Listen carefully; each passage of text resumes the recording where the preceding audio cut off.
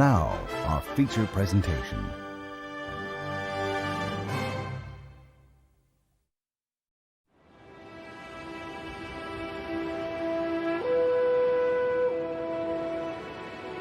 A lonely outpost of coral and sand,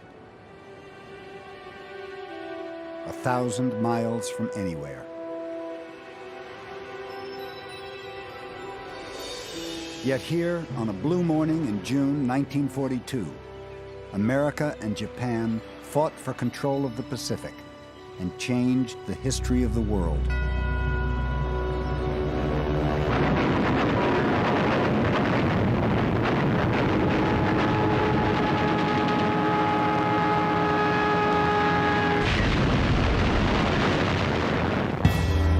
It was one of the greatest naval battles of all time. The turning point of the Second World War in the Pacific. Midway. Here, in a few bloody hours, thousands of young men sacrificed their lives. When I realized I was helpless, I was terrified. All they had to do was pull up behind us and blast us right out of the sky.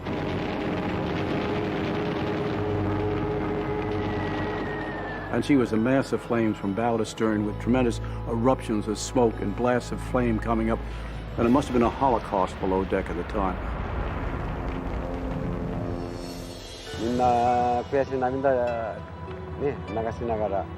I believe that everyone sank to the bottom of the ocean crying bitter tears. I can't bear to think of what they were feeling.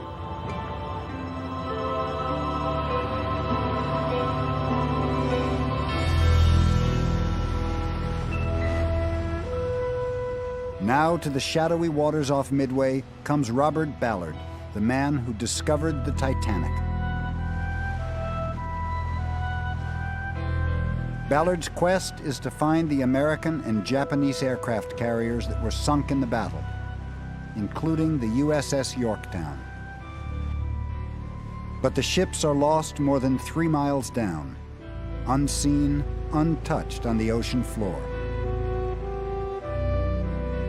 The final resting place of many young men.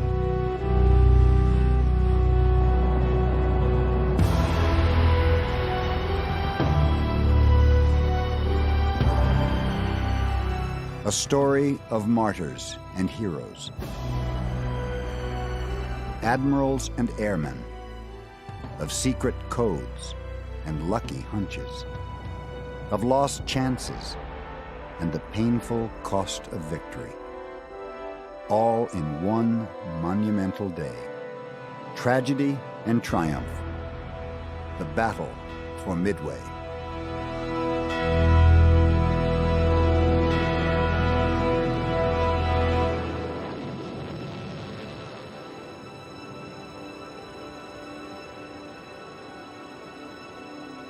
Midway.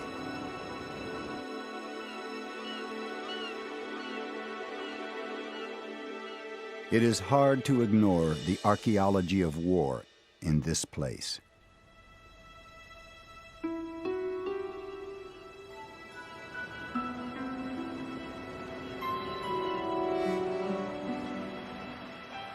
Nearly a lifetime after the clash at Midway, 4 former soldiers walk the island's white coral sands. 2 Americans, Bill Sergi and Harry Ferrier, and 2 Japanese, Haruo Yoshino and Yuji Akamatsu, all veterans of the battle. They were just young men in 1942, the youngest 17, the oldest 23. They have come here to revisit and relive a turning point in their lives.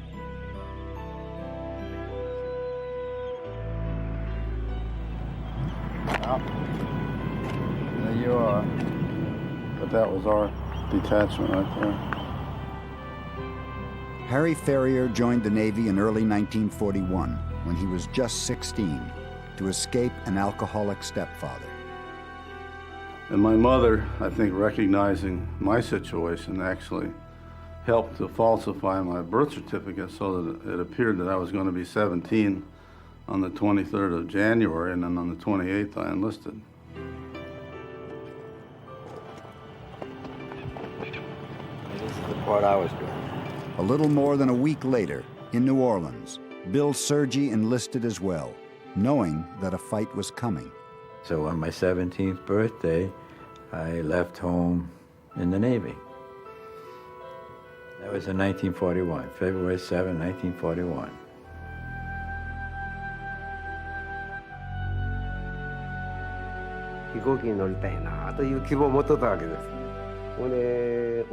Since I was young, I wanted to fly an airplane, and my uncle was on a Navy flight crew. And holidays he would tell all these exciting stories. I wanted to be a pilot, no matter what it took.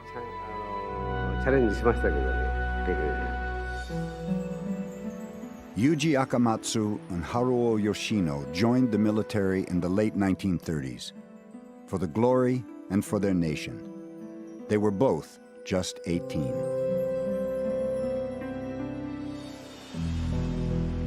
The last time the veterans were here, they came as enemies. Now, as respectful comrades, they will explore the meaning of their ordeal. I met the two Japanese gentlemen, aviators, and so I've made my peace. And I have no animosity toward them. And they were warriors like we were, just doing a job.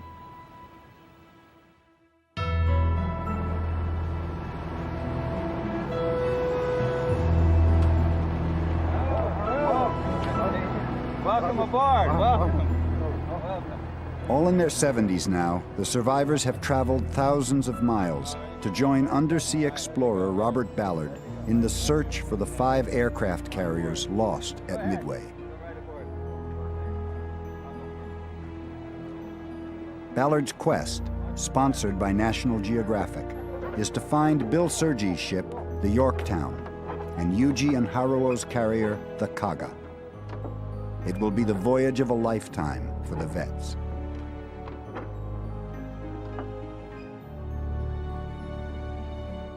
Ballard has just 4 weeks to find the sunken vessels in the deep waters north of Midway.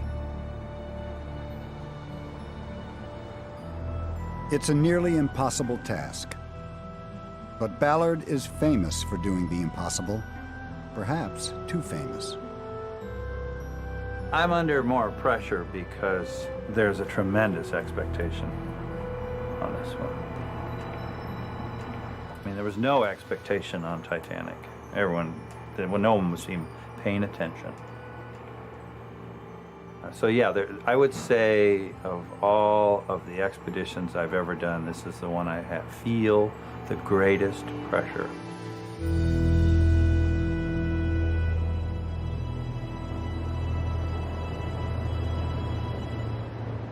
But for Ballard, there's more to this voyage than just the hunt. There is the meaning and the price of war. And so you're going to a place where a lot of young lives were ended way before they should have been. And I always feel that. I always sense that all the young kids who had so much ahead of them, it all ended just as they were becoming adults. Sad. Such a waste.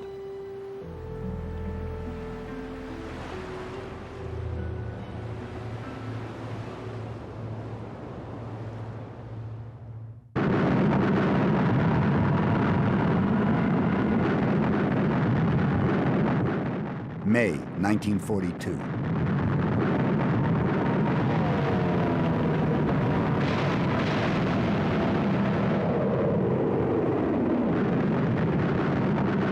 The United States and Japan are at war.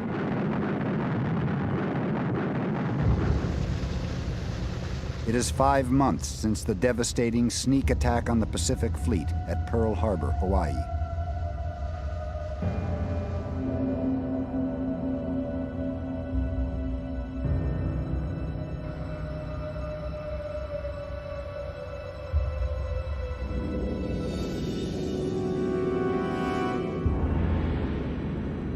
Now Japan is poised for total domination of East Asia and the Pacific. All that really stands in the way are 4 American aircraft carriers and their men.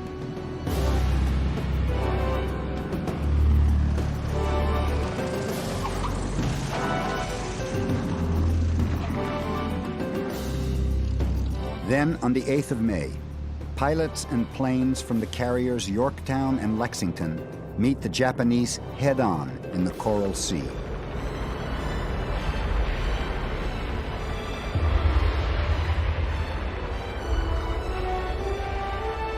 The Americans inflict some serious damage on the enemy, but Lexington is sunk by Japanese torpedoes. And Yorktown becomes the target of an enemy bomb. Machinist's mate Bill Soryu is just below the flight deck when it hits. And it was an armor-piercing bomb that went through the flight deck, and it came to rest at the armored deck, which is above the waterline then. And then it went off. So it was a delayed action thing. There were 54 people in there. 4 people got out alive that I recall. Bill Soryu thinks the wounded Yorktown is headed to the States for a complete overhaul. Instead, the carrier is ordered back to Pearl, and in silence. Something big is brewing.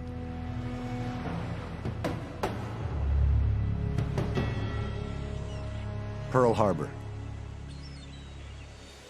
In a dingy basement beneath command headquarters, Navy codebreakers have pulled off the greatest intelligence coup of the Pacific War. Out of coded enemy radio transmissions, they have teased out the secret plans for the next major Japanese attack. A huge Japanese task force is preparing to strike a crippling blow against the already weakened U.S. Navy. It will happen at Midway, as early as June 3rd, less than a month away. Yet now, the U.S. knows what's coming. And the Americans will lie in wait, hoping to ambush the Japanese fleet.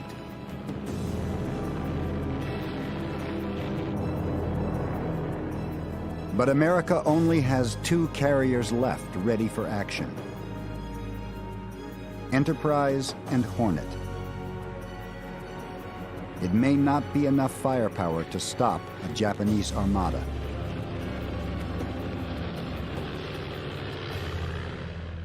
The badly damaged Yorktown limps into Pearl Harbor on May 27th. Admiral Nimitz, commander of the Pacific Fleet, asks how long it will take to repair. The answer is 3 months. Nimitz gives them just 3 days. 3 days to do 12 weeks of work. Yet without Yorktown, America may lose not only the battle for Midway, but the whole war for the Pacific.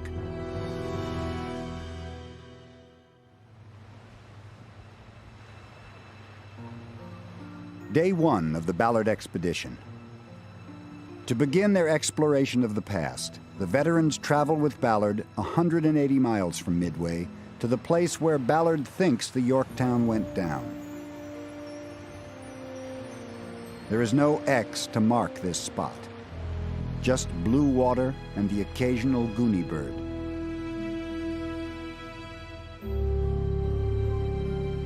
But below the waves, Ballard believes he will discover history. For here, young men came to fight and to die. Well, I mean, to be at the very spot, you know, this is where the battle took place. This is like going to Gettysburg. This is like going to Bull Run. This is like going to Normandy. This is where a great chapter in human history, tragic in many ways, was played out on the stage, and we're on the stage right now. All right, what we got? This is the multi-beam map that Navociano did for us. Ballard sets up a command center, a war room, on the Laney Choest. This is give you a sense of scale. Ballard's first step is to determine where to start the search for the Yorktown's final resting place. So then you take, this is our sort of the battlefield. The battlefield comes in two varieties, very easy and not so nice, particularly if the ship came down inside of one of these volcanic settings. So if you then take that and roll out all the historical database. He's relying mostly on eyewitness accounts, action reports, and logs, scrawled in the heat of battle. Okay, so we've got that fix, that fix, that fix, and that fix, which forms a nice cluster. I mean, that's a mile. But they can be contradictory and unreliable. But then we've got a problem. We got two other ones. Admiral Morrison on the top of this volcano and the War College on the side of the volcano. So they're two totally different estimating clusters. Now, to explore each possible site, the Yorktown search will have to cover an enormous 200 square miles.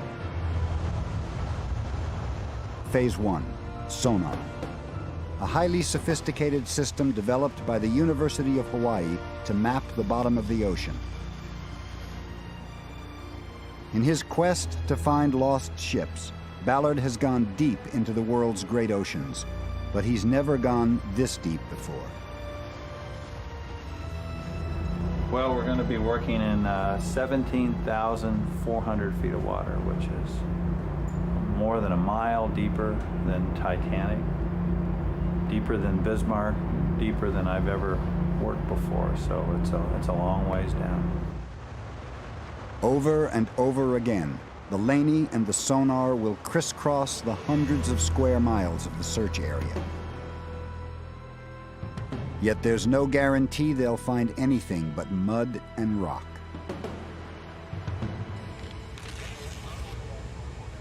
Ballard and the team will study the sonar printouts for hits, objects on the sea floor the shape and approximate size of an aircraft carrier. But the sonar can't always tell the difference between rock formations and a man-made object. See, that is the right length of an aircraft carrier at this scale. Pretty humbling for an aircraft carrier to look like that, but that's what it should look like.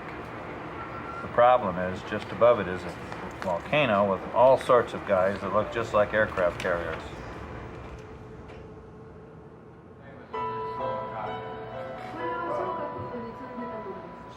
While Ballard studies the terrain, the veterans explore their own landscape of memory and loss. This is what I looked like back then.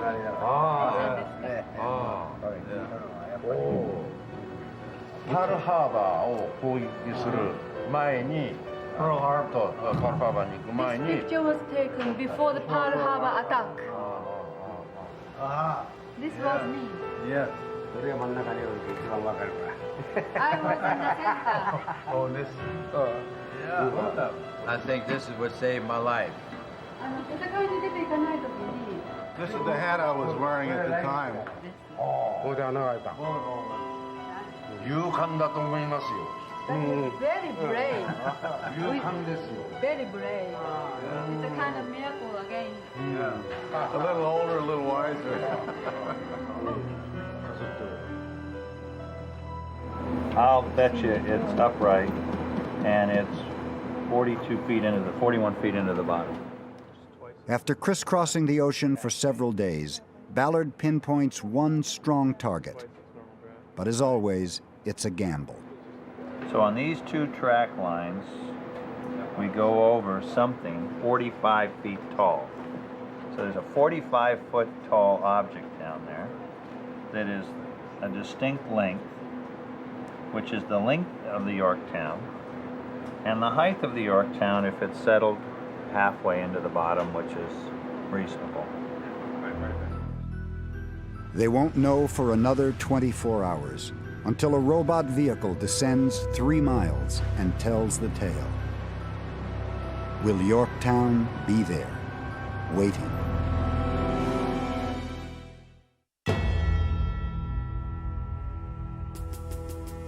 May 27th, 1942. hundreds of men in Pearl are put to work repairing the Yorktown. Welders, steam fitters, machinists.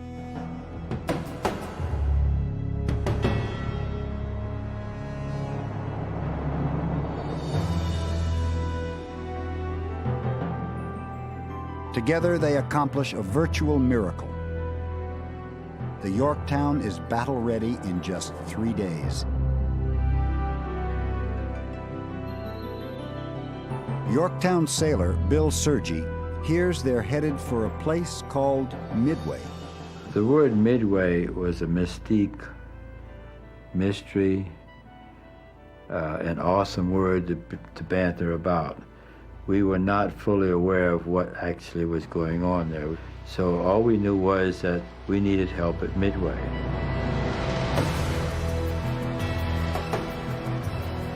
Yorktown will rendezvous with her sister ships, Hornet and Enterprise, at a point approximately 325 miles northeast of Midway. Their mission? To ambush the Japanese.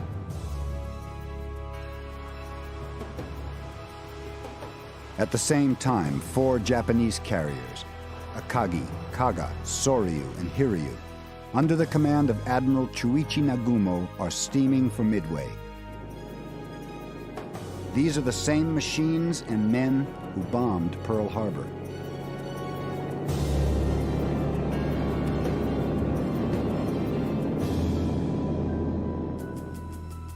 The Japanese know nothing of the American trap awaiting them.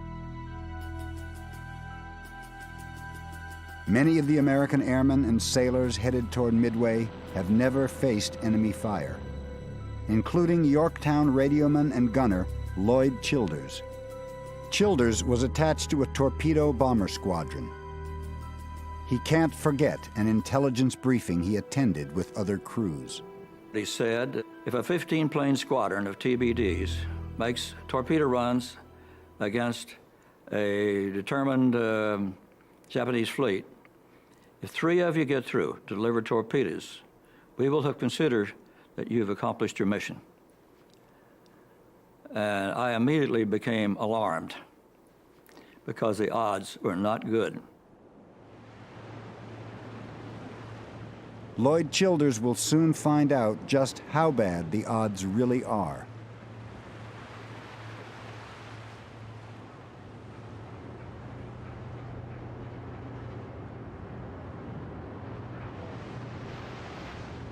It's the 7th day of the expedition. Time to part the waves and take the first glimpse of the bottom, 3 miles down. Ballard's eyes will be the U.S. Navy's remotely operated robot explorer called the ATV, equipped with lights and video cameras.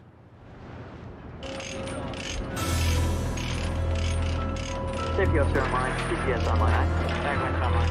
Tag 1 online, aye. Pilot online. Pilot online, aye. LRS online. LRS online, aye. Will Ballard finally, after years of planning and enormous effort, be able to find the downed Yorktown?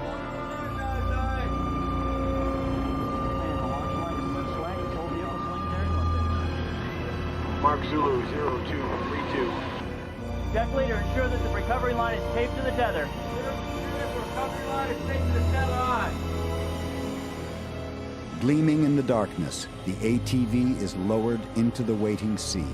When ready, unlatch and lower the vehicle into the water. When ready, unlatch and lower the vehicle. For the veterans, the ATV is a time machine, carrying them back to a distant world of fury and fire.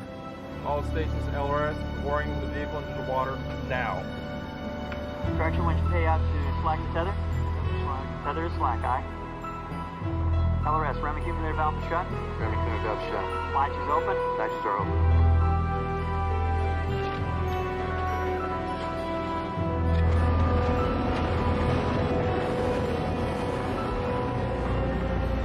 Room in, pay out. Pilot, fly away. I remember walking up and down those decks, and 56 years after the fact, I'm going to look at those decks again. And it'll bring back memories.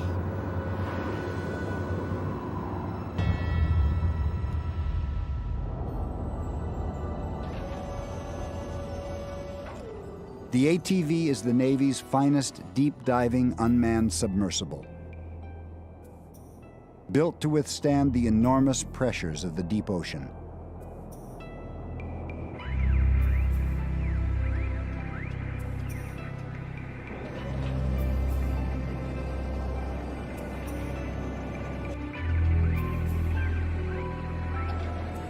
So far, the ATV sees only water, but it's Midway water.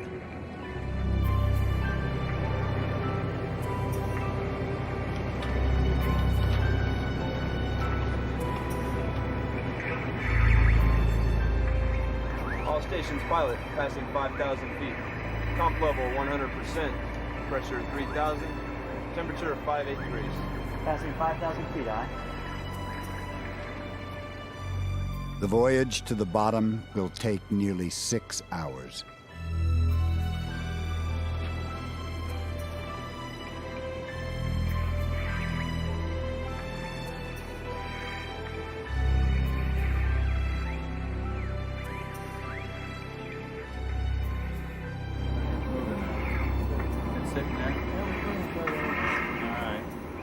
The ATV has now traveled over 2 miles and almost 5 decades.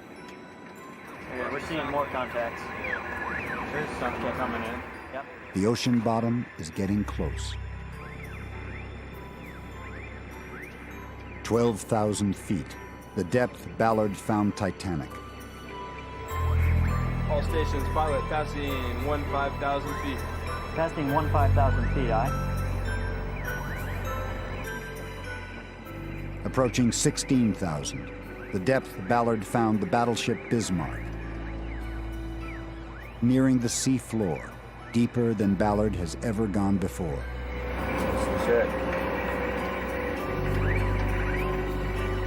Then, just 400 feet from the bottom, something goes wrong.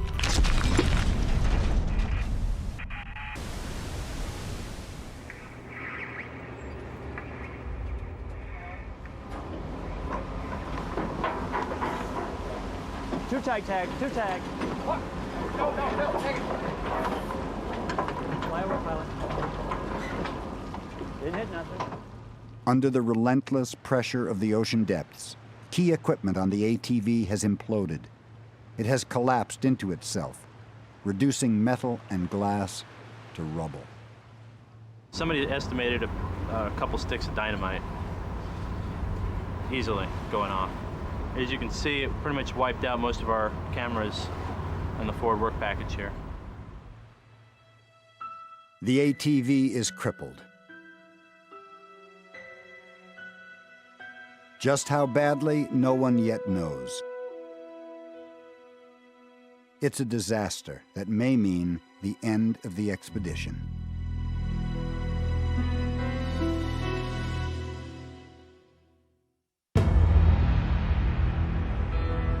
June 3rd, 1942. The white sands of Midway are now heavily defended by hundreds of young American servicemen and dozens of bombers, fighters, torpedo planes. The battle is less than 24 hours away.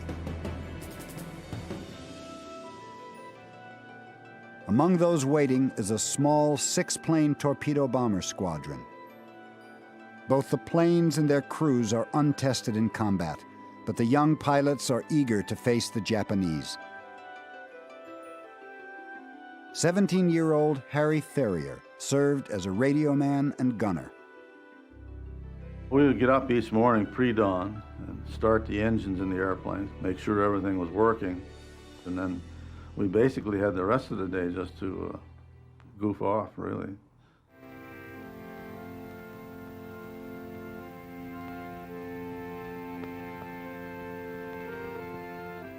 Harry's pilot, Bert Ernest, finds a place that sells beers in the evening for 15 cents.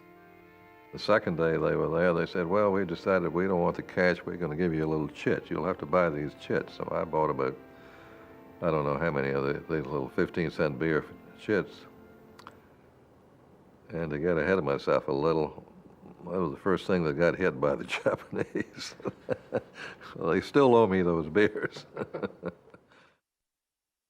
Sharing a beer or two with the young serviceman on Midway is a Navy Reserve commander who is here to make a movie, a documentary of the battle while it happens. His name is John Ford. The director of The Grapes of Wrath, he is widely considered Hollywood's greatest filmmaker.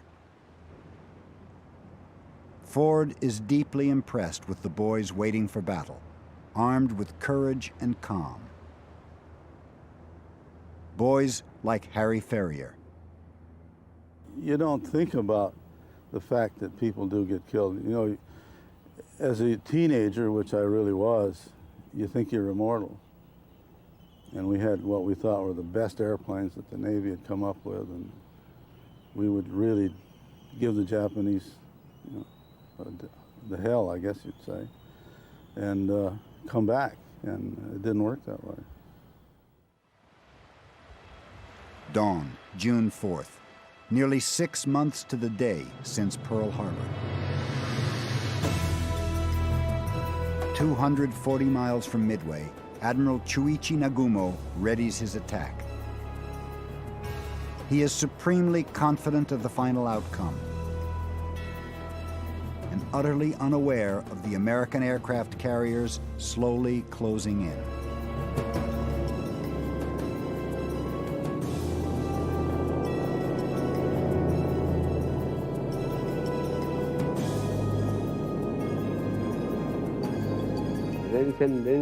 My spirits were, well, up to then we had won every battle we fought, so we thought we would win again. Now is the moment of attack.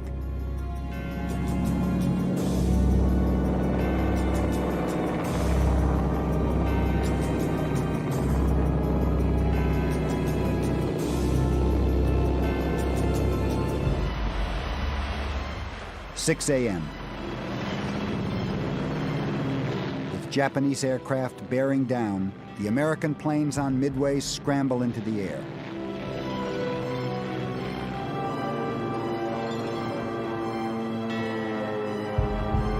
With them is the torpedo bomber carrying Harry Ferrier, Bert Ernest, and the third member of their crew, Jay Manning, the turret gunner. They're going after the Japanese carriers. Ernest, Ferrier, and Manning clear the island just minutes before enemy planes hit Midway.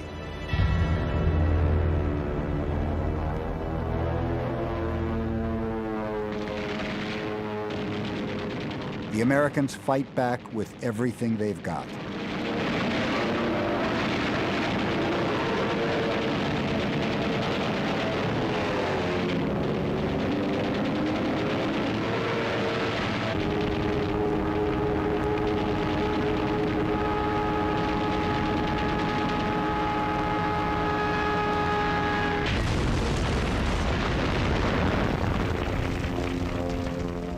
In the middle of the fierce assault is director John Ford, filming everything.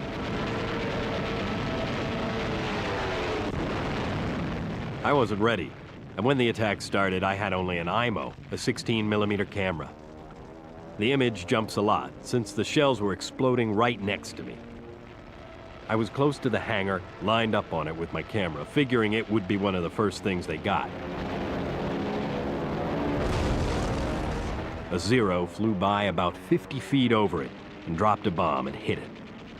The whole thing went up.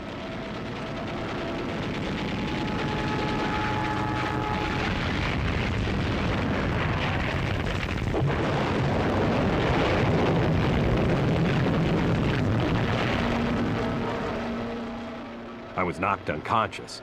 I had my elbow and my shoulder full of shrapnel. Just knocked me goofy for a bit. However, I managed to come to, long enough to finish off the job. Less than half an hour later, the first Japanese strike is over. But if the enemy aircraft carriers are not stopped soon, Midway may fall.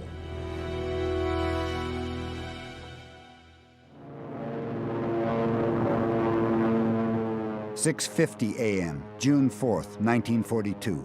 160 miles from a battle-torn Midway, the torpedo bomber carrying Ferrier, Ernest, and Manning heads straight at the Japanese fleet. Just about that time, I saw the whole Jap fleet out in front of us. I could see two big carriers way in the distance. I thought, well, this may be easier than I thought. And about the same time, Manning called over the intercom and said that we're being attacked by enemy fighters. And he swung the turret around and he fired a couple of times. As they near the carriers, the Japanese fighter attack becomes more intense and tragically effective. Very shortly, Manning stopped firing, and so I looked back over my shoulder to see what was going on, and he was just hanging down in his harness in the turret, but obviously had been killed.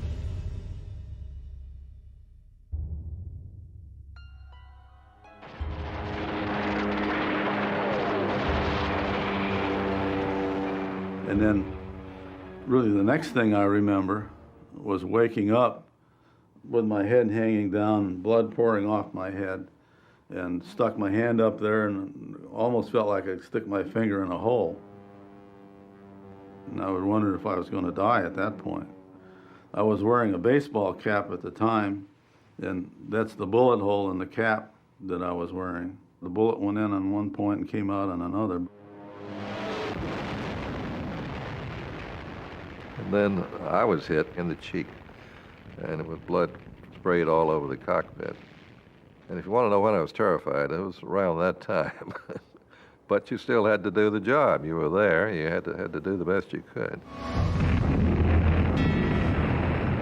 Ernest heads right for the Japanese ships, just as he's been trained. Low, straight, unwavering. But I dropped the torpedo at the ship, and two fighters got on my tail.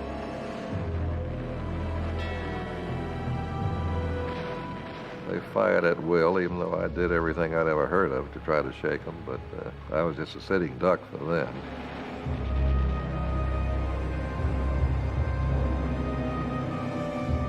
I wasn't thinking very well, I suppose. At any rate, all of a sudden there was what seemed to me to be dead silence.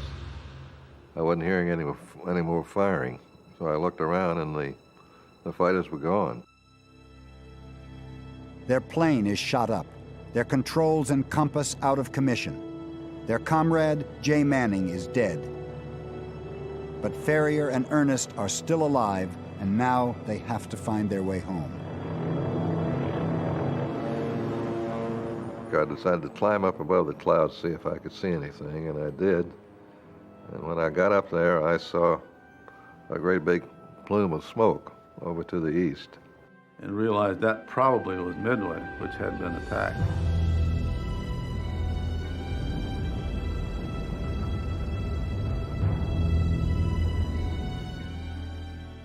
They managed to land safely in a plane that is literally shot to pieces.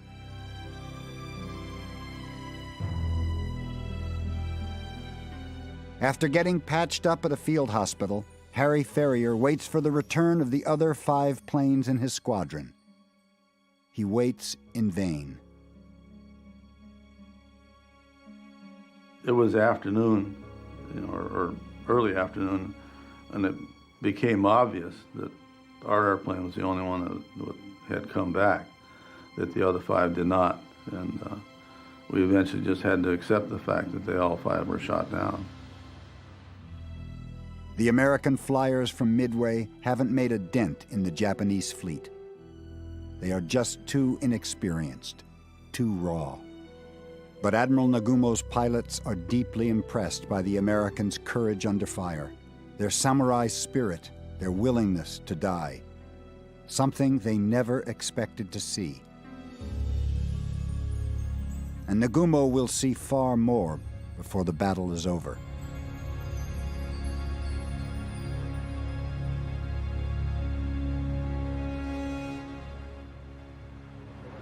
It is day 8 of the expedition. Ballard's robot explorer, the ATV, is still crippled. And the Navy doesn't know if they can get it up and fully running again. They need more time, the one thing Ballard can't spare. Fortunately, the sonar is still going strong. Instead of just waiting, Ballard leaves the Phantom Yorktown behind to look for Japanese carriers at a site 170 miles away. The Japanese veterans have not seen these waters in 56 years, not since the death of their ship, the Kaga. Yet here, time is erased. My heart is racing in anticipation of seeing the ship. I keep remembering the image of the sinking carrier. I hope it is found soon.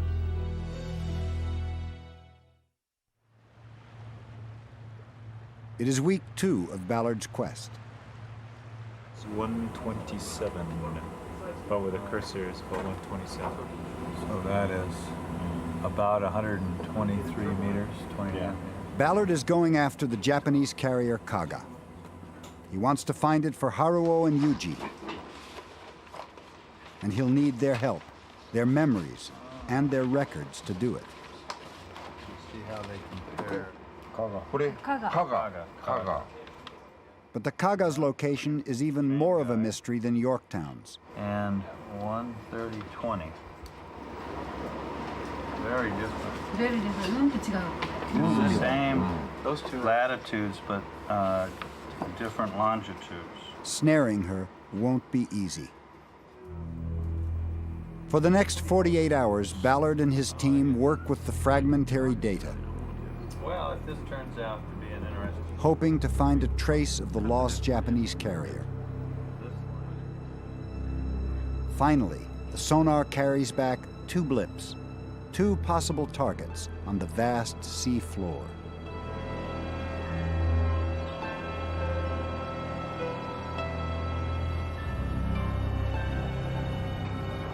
And after round-the-clock efforts, Navy technicians have managed to patch up the ATV enough for another dive.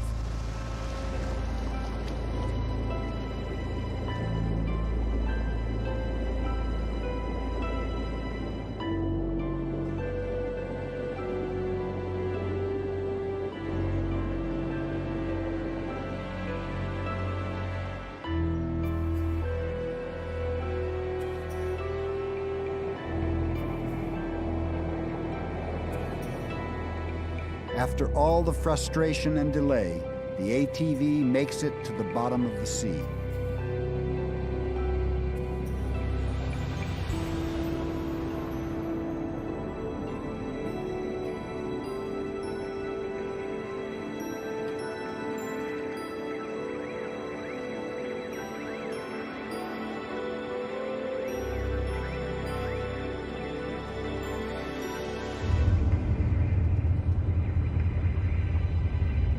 But all too soon, Ballard realizes the bottom is barren. Outcrops. Not exactly. No carrier, no planes, just rocks and mud.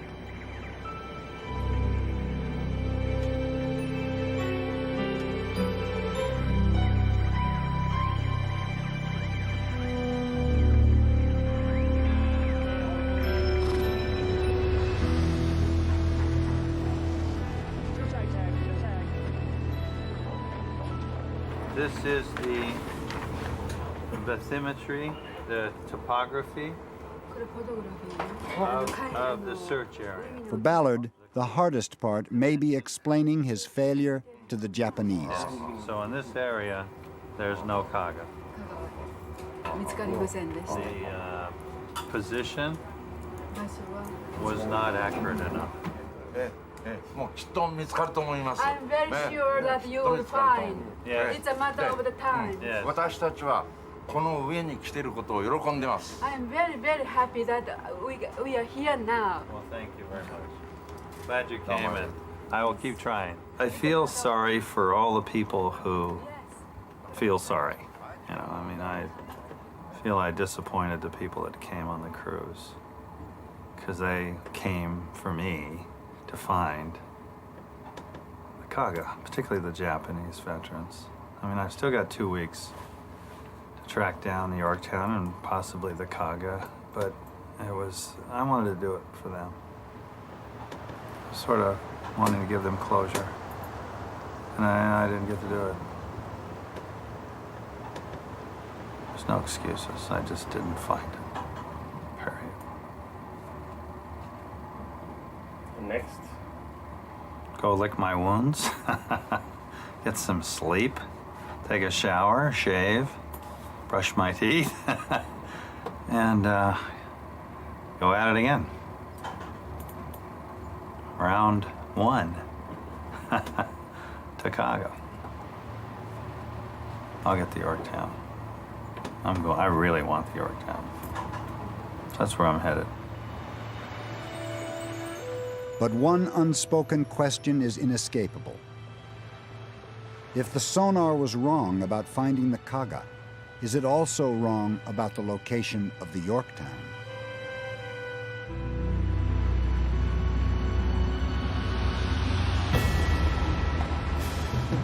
7 a.m. The water's off Midway. The Japanese commander, Admiral Nagumo, is still completely in the dark about the trap awaiting him. He doesn't know there is an American aircraft carrier within 1,000 miles. Yet just beyond the horizon, on the Enterprise, Admiral Raymond Spruance is about to risk his men, his planes, and America's future on a huge gamble. If he launches his fighters and bombers now, he just might catch the Japanese planes on their carriers, right after they return from their attack on Midway. In other words, when they are most vulnerable. But to do it, he has to send his people and their planes beyond the limits of their fuel, beyond the point of no return. Some may never get back. Spruance decides to take the risk. And to make it all or nothing by launching every available aircraft at the enemy carriers. Enterprise dive-bombing pilot Lieutenant Dick Best has waited for 6 months to revenge Pearl Harbor. This is a wonderful opportunity. It's an ambush as it's laid out. We know all about them. They don't know anything about us. We knew they were good. We knew they had good equipment. But they were in our ocean this time, and we know they're there, and they don't know we are. 8:20 a.m. Admiral Nagumo receives truly startling news. His scout planes sight the one thing they never expected to see, an American carrier. Nagumo is shocked to discover he has a real fight on his hands. Now he must decide on his next step. Should he launch a limited strike immediately? Or regroup, refuel, and rearm all of his forces, and then obliterate what he believes to be the lone American carrier? He decides to wait. It is a decision that will change the course of the entire war. While Nagumo waits, the American pilots wing their way towards his carriers. Yet very quickly, many of the American squadrons get separated from each other.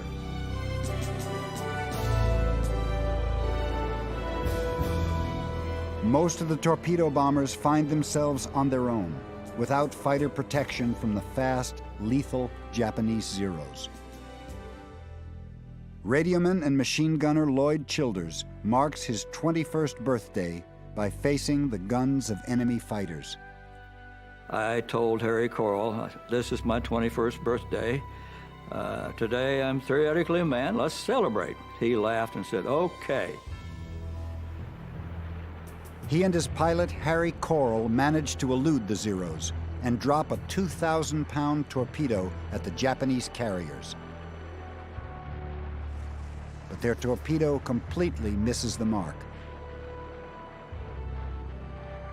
But the enemy's aim is true. Childers gets hit. 2 bullets through the left thigh. And then again, his right leg is shattered. When a bullet hit me, I did a grunt. It was much like being hit in the shin with a baseball bat. Probably the next significant thing that happened was my gun jammed. When I realized I was helpless, I was terrified. Childers pulls out his .45 caliber handgun and aims it at the oncoming bandits. And I waited until he got down, just before he got to us, and I go, pow, pow, pow. And then I looked up to the left, and here comes another one. And I switched my gun to the other side, waited until he was right on me, pulled the trigger, emptied my gun, and the zeros disappeared. I didn't see any more zeros. Childers and Coral are among the very few lucky ones to still be in the air.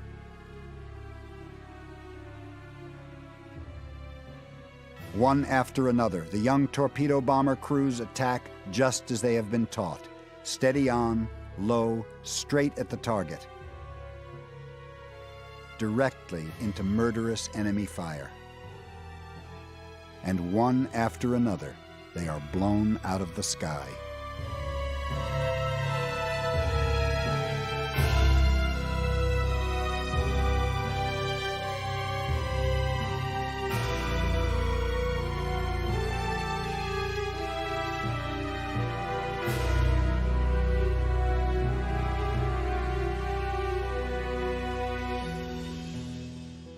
The Enterprise Torpedo Squadron, 18 out of 28 men, killed.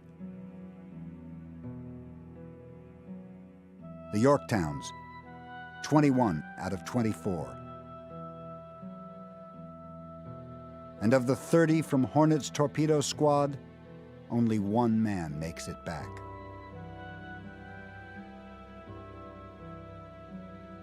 Yet not a single torpedo makes a single successful strike against any of the Japanese carriers.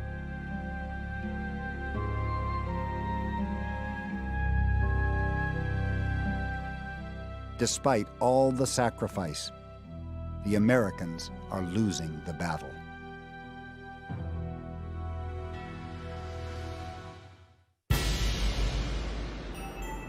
America is facing defeat at Midway. And the enemy commander, Admiral Nagumo, is set to launch a massive attack against the American carriers.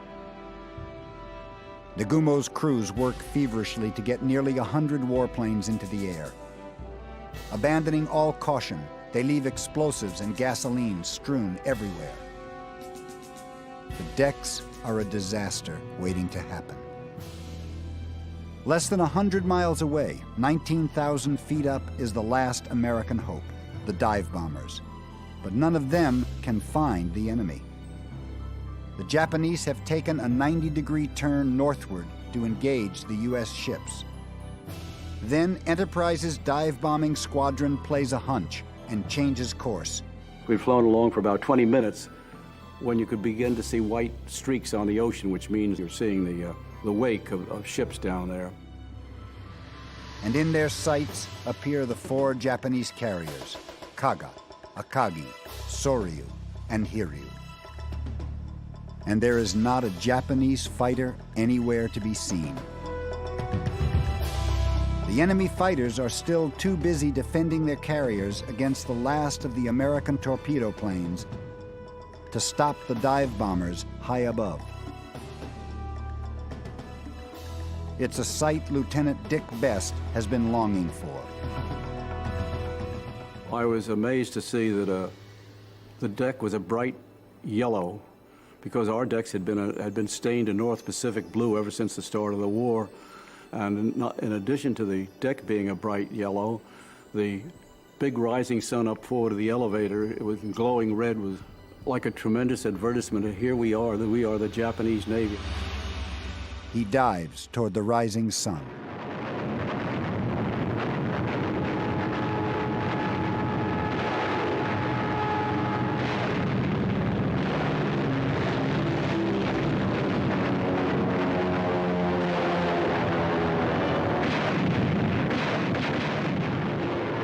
and releases his bomb, as does the rest of his group, onto Japanese decks now crowded with torpedoes, bombs, gasoline, planes, and men.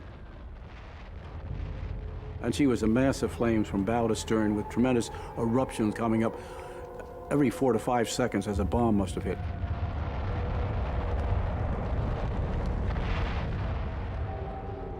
The fires were terrible, and they spread quickly. I ran up onto the deck, but the iron plate was so hot the soles of my shoes melted, and I couldn't run. I was driven up to the top of the flight deck. Thick black smoke kept pouring out, and I couldn't breathe.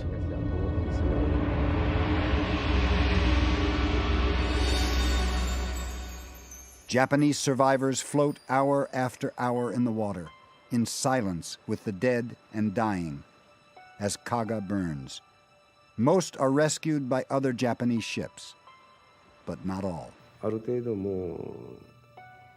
We were fortunate to have been rescued so quickly.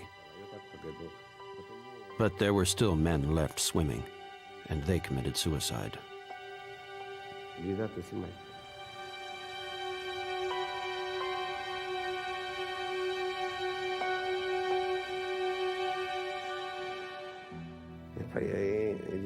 Most of the 2,000 men on Kaga ended up in the ocean. And I thought, I want to die with them. I feared I would be blamed when I returned home. So I thought I would rather die with them. In 5 short minutes, Kaga, Akagi, and Soryu have been devastated. Scores of planes destroyed, many hundreds of young men killed. Many of the Japanese airmen are caught in the sky above their burning ships with nowhere to land. In just 5 minutes, the cream of the Japanese Navy is finished. But the battle is far from over.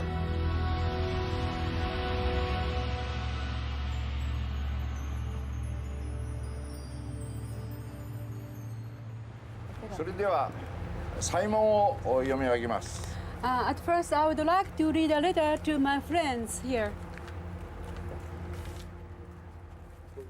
Ballard's search for the Japanese carriers has failed, and the 2 Japanese veterans will soon leave the Laney Choist.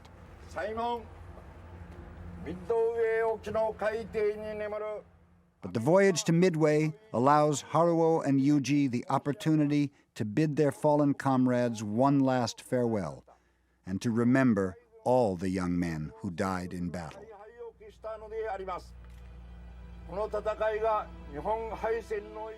We believe that the innumerable spirits who sacrificed their lives for their country should be forever honored for their distinguished service. We are honored to have fought alongside you in battle. Veterans from both countries have overcome past animosities and have pledged a renewed peace. Spirits, please rest in peace.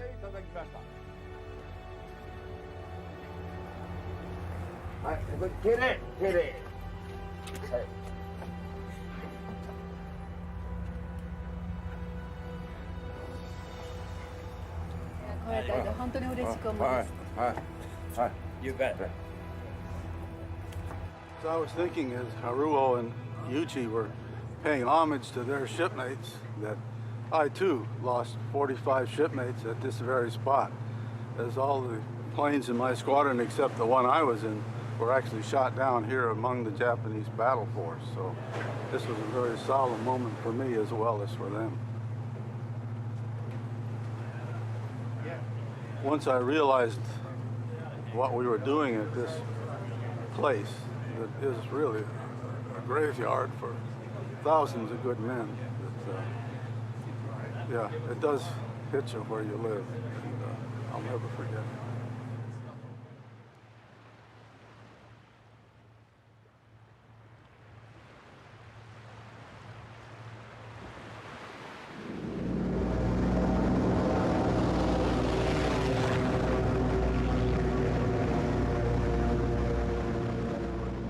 11 a.m. on June 4th. Admiral Nagumo regroups his surviving planes on the deck of Hiryu, the only carrier to escape American bombs. There is still a chance to emerge victorious.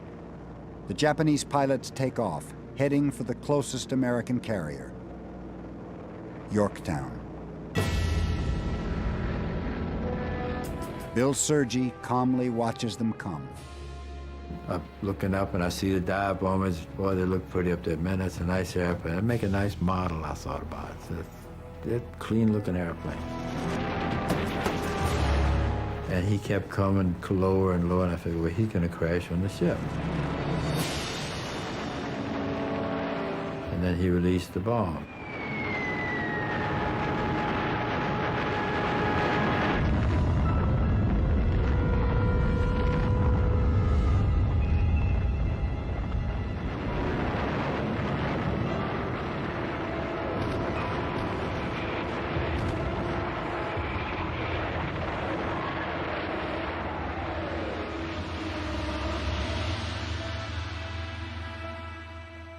The enemy dive bombers score 3 hits, killing more than a dozen men. But unlike the Japanese carriers, there are no bombs, torpedoes, or fuel on deck waiting to explode. For all the smoke and fire, Yorktown is still afloat.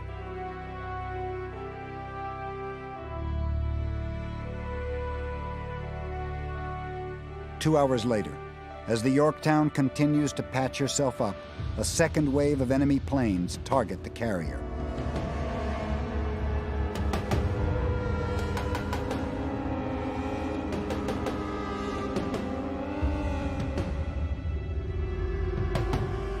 Yorktown's fighter pilots scramble, eager to engage the enemy.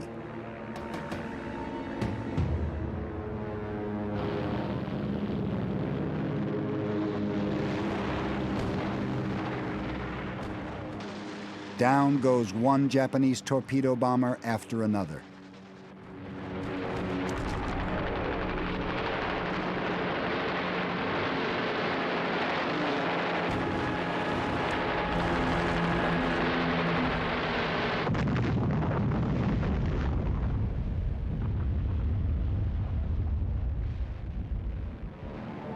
But still, the enemy comes.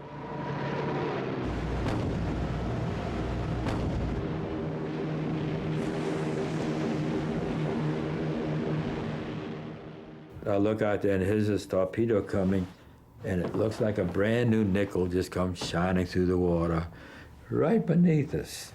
And I said, oh my God, this is it. And it goes off. And my arm plays like a xylophone, plink, plink, plink, plink, plink, all the way up those sides. So my elbow now is busted. My head, that I'm wearing my tin hat on, hits the overhead.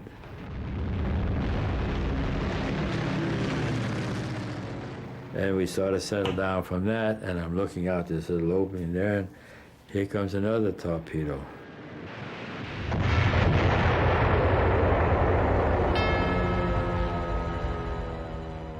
Yorktown is badly hit. She is dead in the water and listing seriously. The order is given: abandon ship.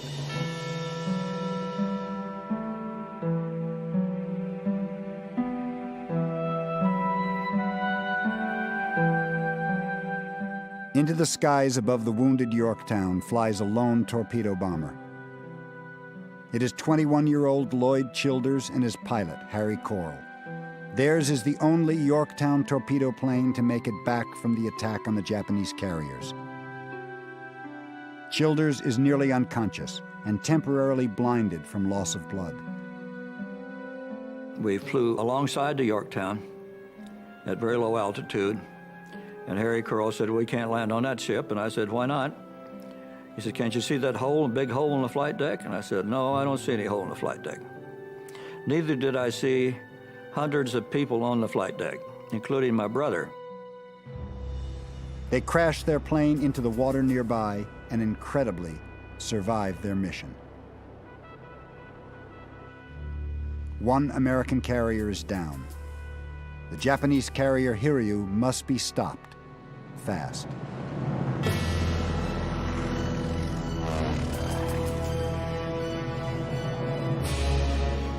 When they find it, Lieutenant Dick Best is right there once again.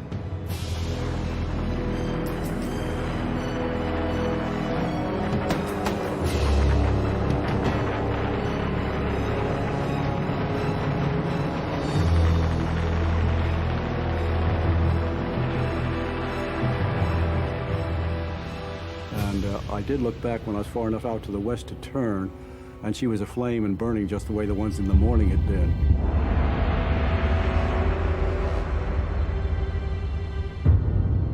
I felt myself to be the lord of creation at the time.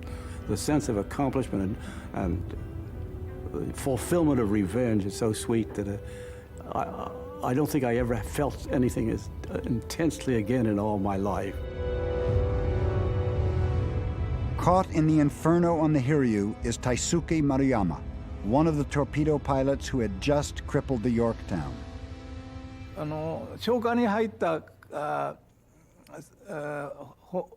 The maintenance crews and emergency crews who had tried to extinguish the fire were injured by the explosion, and many lost their legs and hands.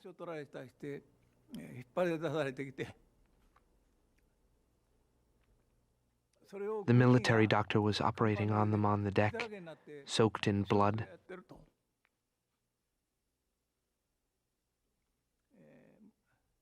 The troops were burnt black, dead bodies strewn across the deck.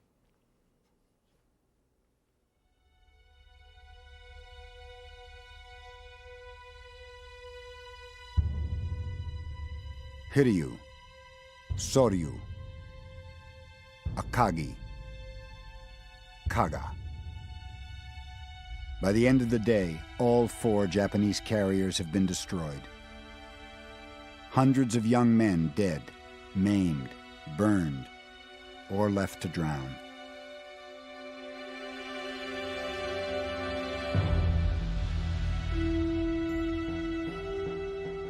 "24 hours later, the injured Yorktown is still afloat and headed home, escorted by the destroyer Hammond. What nobody sees is the enemy submarine below the surface, with 2 sitting ducks in her sights.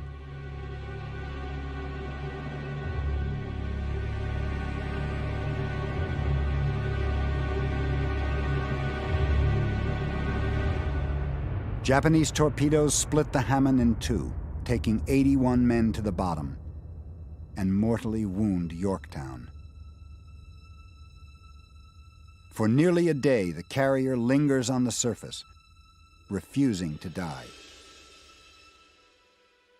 Yorktown radioman Lloyd Childers is in sickbay on a nearby ship with serious wounds to both legs. He watches his carrier go down.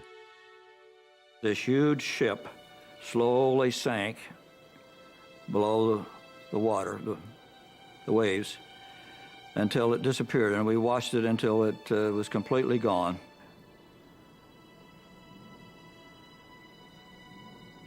It's very brutal business. My other thoughts were that it's a terrible thing that so-called civilized nations could do things like that to each other, convincing me that we're not really civilized yet.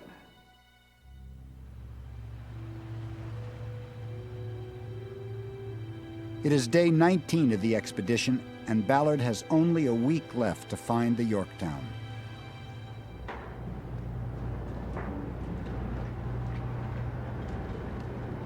He has come back to exactly the same spot where his search began.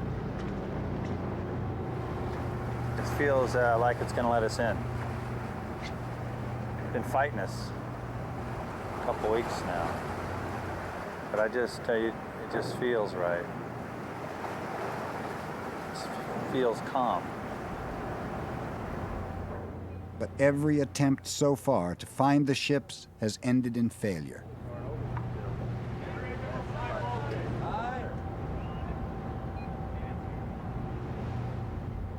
Now, the pressure on Ballard is like the pressure 3 miles down.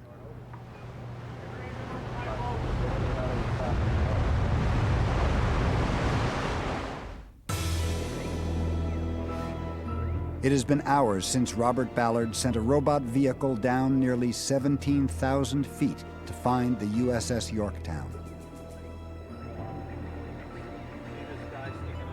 And half a century since Bill Sergi has seen his carrier. Okay, fly that heading now. Can't believe it. You want to switch your CTFM to closer range because it's certainly worthless. Shift to 73 feet. After 6 long hours, the ATV finally reaches bottom, over 3 miles deep.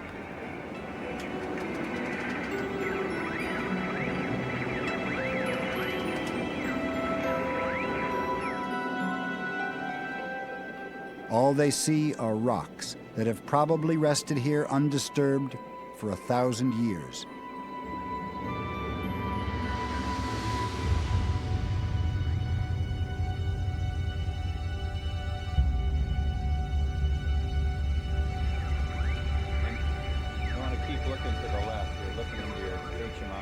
Yet, within a few moments of touching down, they see something.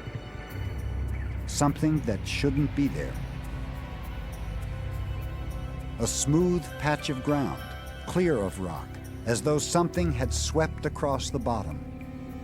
Something unnatural, something man-made. They follow the trail.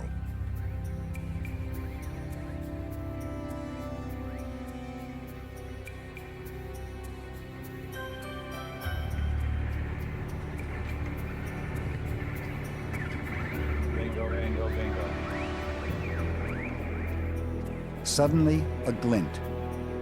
A shiny, metallic glint catches the video eye. Dead ahead. Range 150 feet. Keep it nice and high. Keep looking up, though. Keep look down if you want. I want him to look down. Look down. Away from those. You should be coming around in a hurry. And now the sonar on the ATV itself is announcing something big and oddly beautiful dead ahead. There it is. Stop. There we go. Contact, that's the ship. Change your range scales in on OAS. How she blows. It's definitely Yorktown. I'm laterally and left. There's no question about that. The Yorktown, at last. Exactly where Ballard thought it would be. You just hold that still. In the wet lab, is the OAC in the wet lab? Try to hold it. I'm looking at my ready room right now, Okay, tan up with your tan up. which is under the bridge on the island on the flight deck. Keep coming. What is too much? Too much. All the people that did their jobs, I can see them doing them now. Keep coming up, though. Oh, Yorktown, you're beautiful.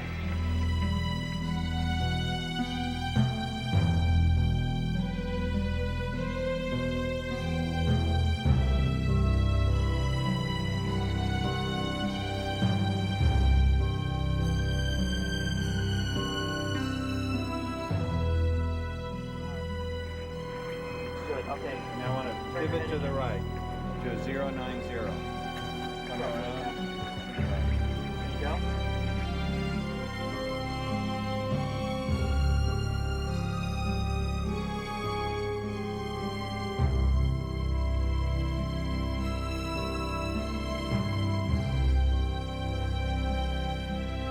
The Yorktown, 1,100 miles from Hawaii, 3,000 from Japan.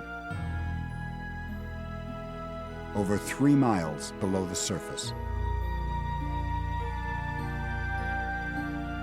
Her 19,000 tons sunk halfway into the mud, her bow crushed.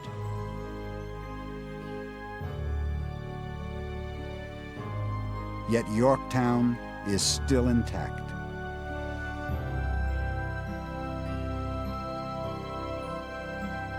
The bridge.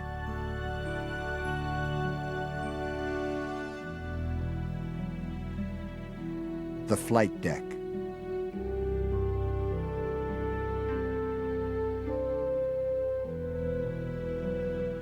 The pilot house.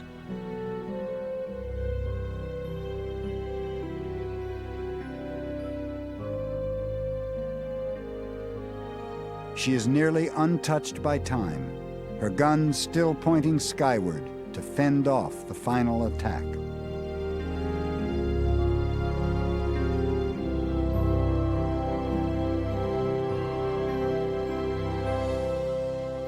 I walked across the deck and I still got it.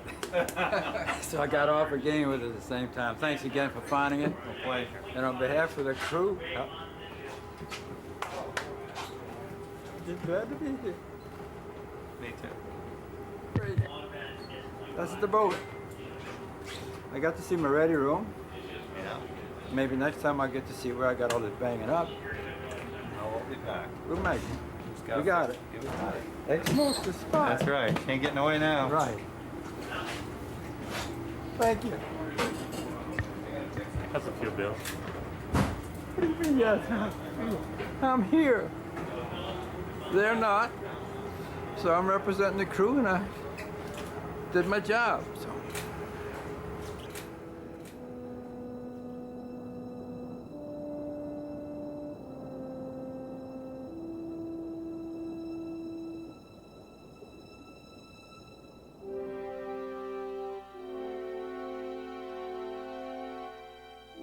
June 4th, 1942.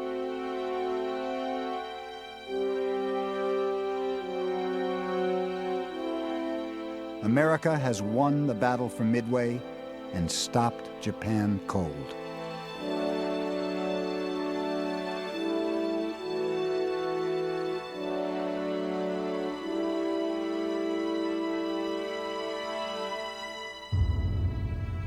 The Japanese Navy would never recover from its losses. For the Japanese pilots, the defeat at Midway and the death of their comrades is just the first agony. They will return home to find themselves kept in isolation, in silence. They treated us like prisoners of war. We were shut away from outside contact since they were afraid we might leak information.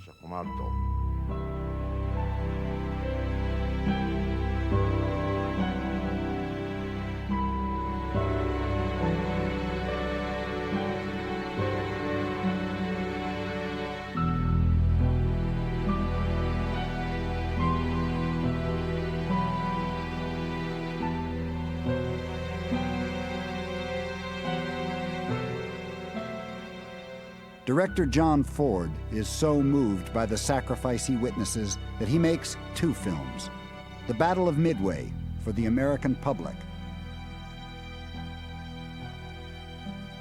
and Torpedo Squadron for the families of all the men of the Hornet Squadron who never came home.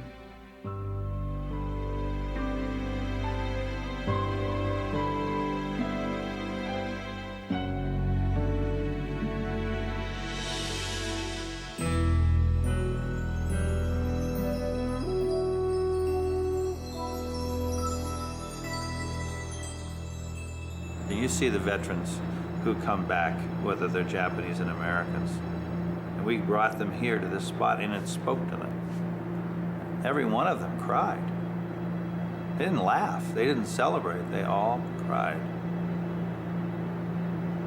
They're hurting. And this is a half a century later. Oh, it's their story and what they're telling us is, don't do this. It's not fun. It's not wonderful.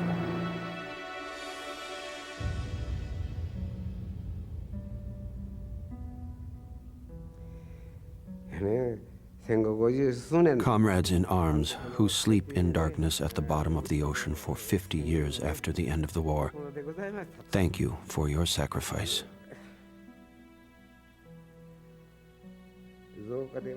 I've brought a tribute. Flowers from Japan. Chrysanthemums, which I've placed on your grave. My heart is full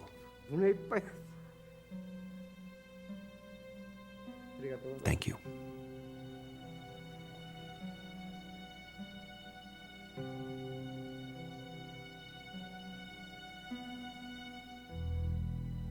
It's difficult. You know, you think how many people gave up their lives that day. And they called George gay, and they called eventually Bert and I, you know, you're heroes. But, you know, I've said, and I'll always go to my grave believing that the real heroes died that day. They earned the victory.